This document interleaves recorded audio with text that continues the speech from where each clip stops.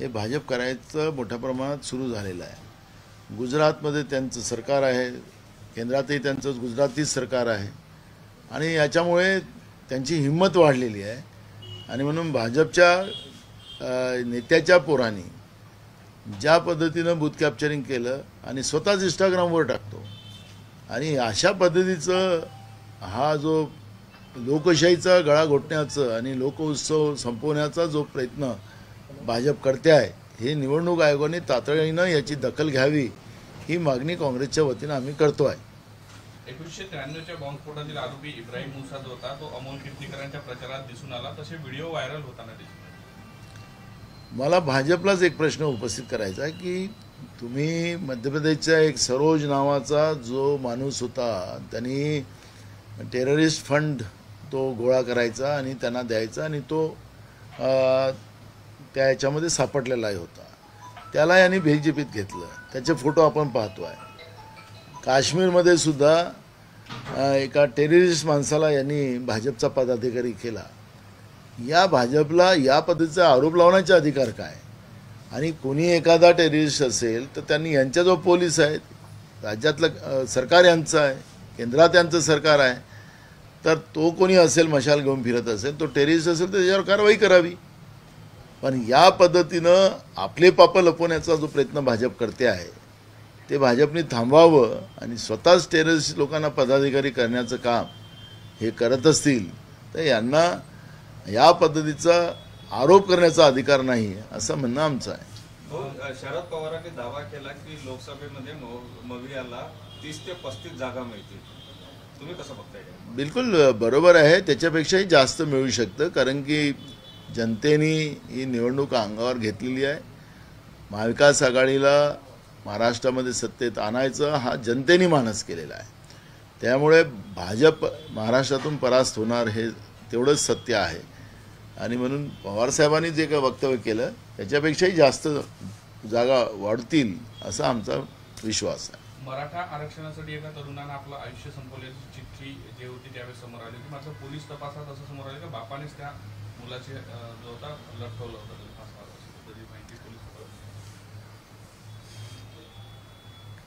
काही गोष्टी आपल्या अंगावर येऊ नये म्हणून सरकारच्या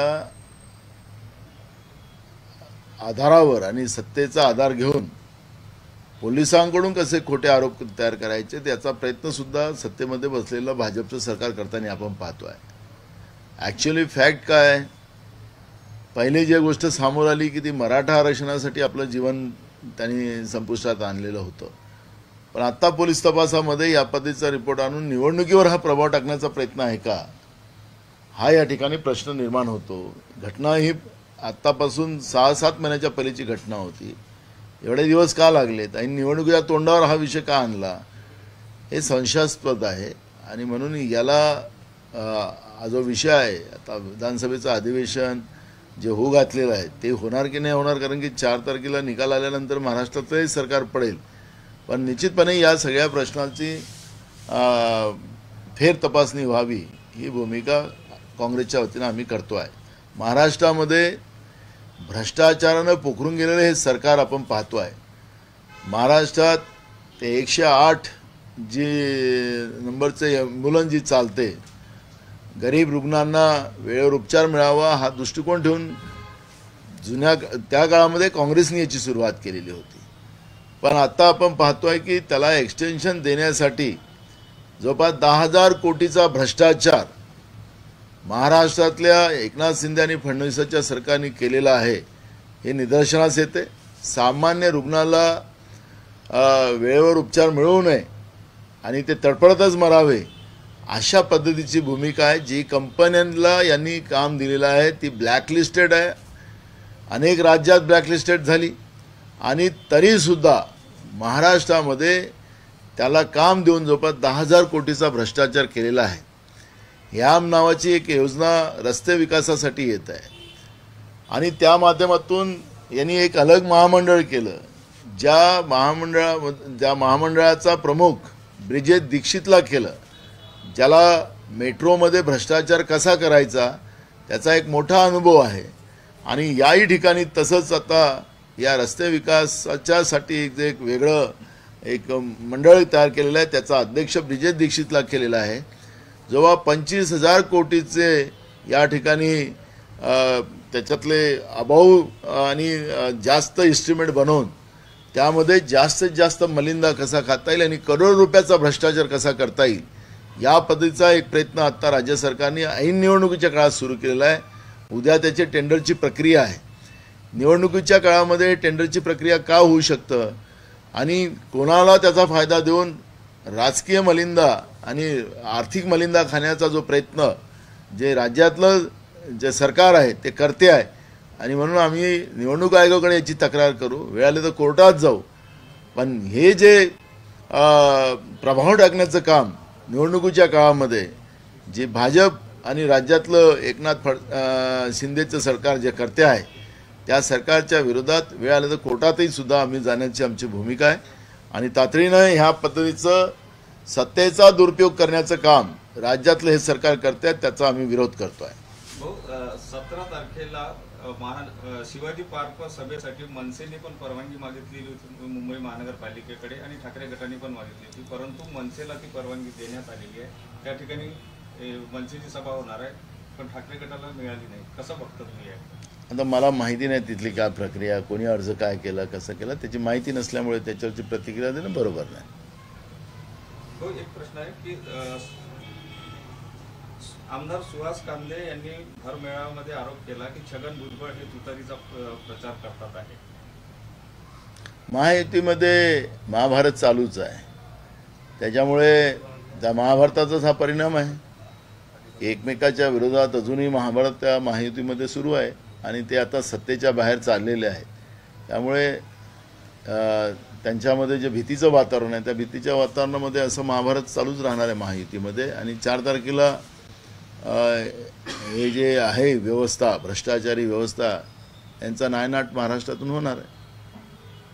4 जून को इंडिया की सरकार बनने जा रही है, अशा पद्धतीचा ट्वीट जे आहे राहुल गांधी यांनी केलेलं आहे. बिलकुल होणारच आहे, कारण की देशातलं वातावरण राहुल गांधींच्या नेतृत्वामध्ये निर्माण झालेलं आहे. राहुल गांधीजींनी कन्याकुमारी ते काश्मीर आणि मणिपूर ते जे मुंबई जी पदयात्रा केली, हजारो किलोमीटर ते पैदल चालले, जनभावना लोकांच्या लक्षात घेतल्या, त्या पद्धतीची गॅरंटी लोकांना दिली, ती वॉरंटी सहित दिली आणि लोकांमध्येच एक बदलाव मोठ्या प्रमाणात देशामध्ये आहे. आणि नरेंद्र मोदींच्या विरोधात प्रचंड चीड, भाजपच्या विरोधात प्रचंड चीड लोकांच्या मनात आहे. आणि म्हणून लोकांनीच इंडिया आघाडीला आता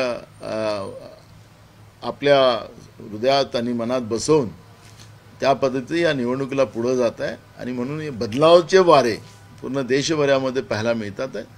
आणि राहुल गांधींनी जे ट्विट केलं ते बरोबर आहे की 4 जूनला इंडिया आघाडीचं सरकार या देशामध्ये होणार आहे. त्यांनी असे म्हटलं की 4 जूनला सरकार आल्यानंतर 15 ऑगस्ट पासून आम्ही 30 लाख सरकारी पदांची भरती करू आणि देश हा युवांचा आहे.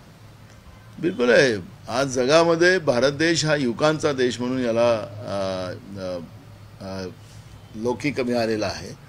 आणि त्याच्यामुळे युवकांचा अपमान आणि त्यांना बेरोजगार करण्याचं पाप जे नरेंद्र मोदीच्या आणि भाजपच्या सरकारने 10 वर्ष केलं, त्यामुळे युवकांना न्याय देण्याची भूमिका ही आमची प्राथमिकता आहे. शेतकऱ्यांना न्याय देण्याची ही आमची प्राथमिकता आहे. महिलांना न्याय देण्याची आमची प्राथमिकता आहे. गरिबांना न्याय देण्याची ही आमची प्राथमिकता आहे.